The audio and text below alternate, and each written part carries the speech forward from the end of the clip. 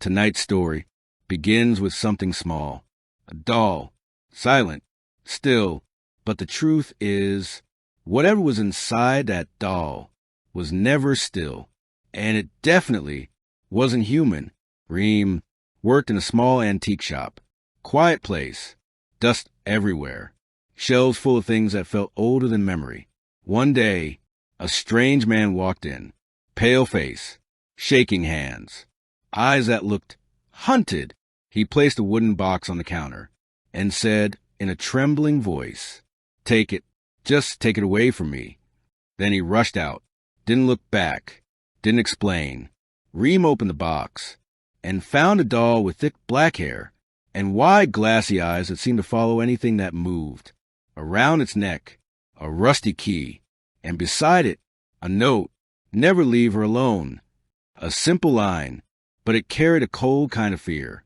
Reem took the doll home, and the second she walked inside, the lights flickered.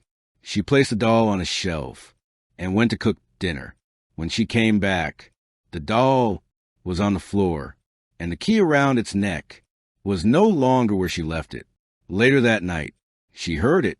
Tap, tap, tap. Something knocking softly on the wall. And exactly at 3 a.m., a laugh.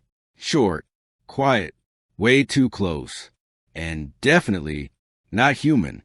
The next day, Reem tried to ignore everything. She picked up her camera to take photos of the doll, but when she scrolled through them, her stomach dropped. The doll's expression changed in every single picture. One photo, a smile. Another, a frown.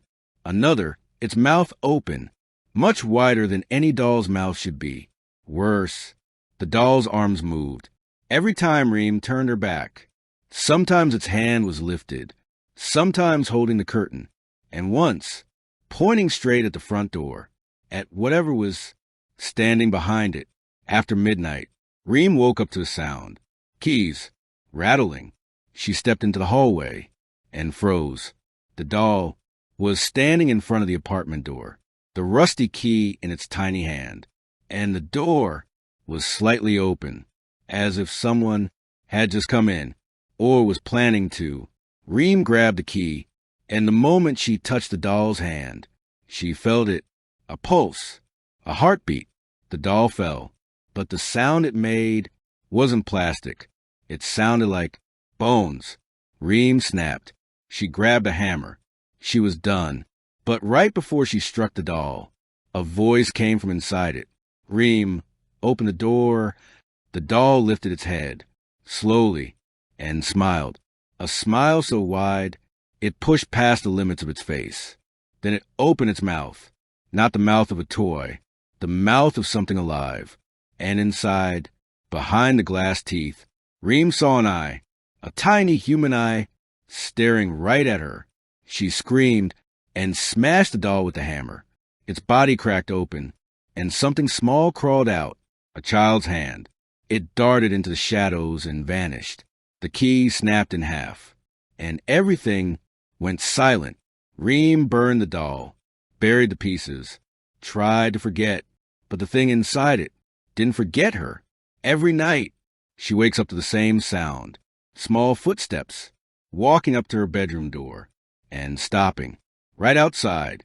Every morning, she finds something new left for her, a strand of black hair, a broken button, a burned scrap of fabric, and one day she found half of the rusty key, just one half. The other half is still missing, and whatever wants it back is still looking.